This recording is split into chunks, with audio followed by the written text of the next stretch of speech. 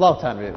وتەبێژی کۆمسیۆنی باڵای هەڵبژاردنەکانی عێراق بە دووری دەزانێت ئەنجامی تانەی لایەنەکانی ئۆپۆزیسیۆن گۆڕانکاری بە سەرنجامی کۆتای هەڵبژاردننی خولی چوارەمی پارلەمانی کوردستان دابێنێت. سەفا موسەوی بە ماڵپەڕی شەفەق نیوزی ڕاگەیاند پێشەمەی ڕابردوو کۆتا ڕۆژ بوو بۆ پێشکەشکردنی تانە و لە ماوەی 10 ڕۆژیشدا دادگا سەیری تانەکان دەکات. پێشی بڕیار بوو دادگا ئەنجامی تانەکان ئاشکرا بکات، بەڵام بۆ کاتێکی تێدوا کراوە. ئاژانسی ئەنادۆڵ ئاشکای کرد بە نێرانی گفتوگۆی نافەرمی لە نێوان لایەنەکانە دەستی پێکردەوە بە پێکێنانی کابینی هەشتەمی حکوومەتی هەرێم، بەڵام هیچ لایەکیان ئامادە نین چۆنەتی گفتوگۆکان ئاشکرا بکەن. بەڵام ئۆپۆزیسیۆن ڕەتی دەکاتەوە هیچ گفتوگۆیەکی فەرمی لە نێوان لایەنە سیاسیەکانەوە هاتبێتە ئاراوە. ساڵا موسلیم هاوسەرۆکی پارتی یەکێتی دیموکراتی پێدە دەوڵەتی تورکیا تۆمەتبار دەکات بە کوشتنی کوڕەکەی و دەڵێت ئەو گولەی کە شەڕڤانی کوڕی پێی شەید کراوە لە وڵاتی تورکیا واتۆتە دراوە بە گروپە تونڕەوەکان. ساڵا موسلیم لە لێدوانێکیدا بۆ تەلەڤیزیۆنی ڕۆناهی نزیک لە پارتی کرێکارانی کوردستان ڕاگەیاند شەیدبوونی کوڕەکەی بۆ ئەو چاوەڕوان کراو بووە چونکە شەرڤان لە ڕیزەکانی پێشەوەی بەرەی شەڕدا بووە. ئێستاش بۆ کوڕەکەی جەرگ و دڵی دەسووتێت، بەڵام بەردەوام دەبن لە تێکۆشان.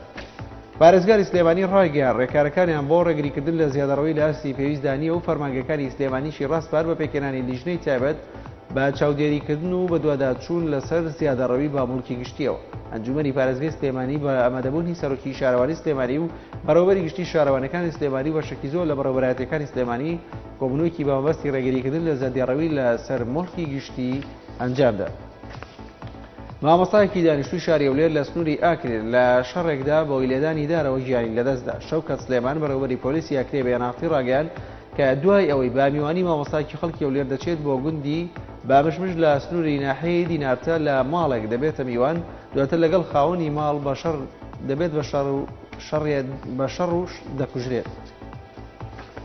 بەرەبانی ئەمڕۆ دووەم حاجی هەرێمی کوردستان لە شاری مەکە کۆچی دوایی کرد کە نیشتەجێی شاری سلێمانێ. بەریوان نەقشبەندی بەڕێوەبەری ڕاگەاندنی وەزارەتی ئەوقاف و کاروباریاییی حکوومەتی هەرێمی کوردستان لە لێدوانێکی ڕۆژنامەنووسیدا ڕاگەیاند ئەو حاجی بەرەبانی ئەمڕۆ لە شاری مەکە کۆچی دوای کرد ناویدەری مانغەفور شەریفە و لە دایکبووی ساڵی 1950 و نیشتەجێی شاری سلێمانیە.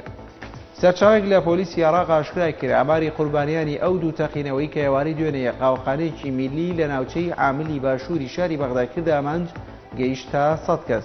سەرچاوکە بە سۆبەرە نیوزی ڕاگەیاند کە تەقینەوەی یەکەم لە ڕێگەی خۆکوژێکەوە بووە کە بە پشتێنەیەکی بۆم ڕێژکرا و خۆی لەناو قاوەخانەکەدا چەقاندوتەوە.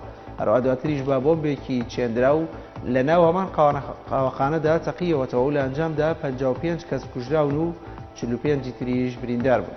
کورتێک لە هەواڵەکانتان پێشکەشکرا. هەر شاد بن.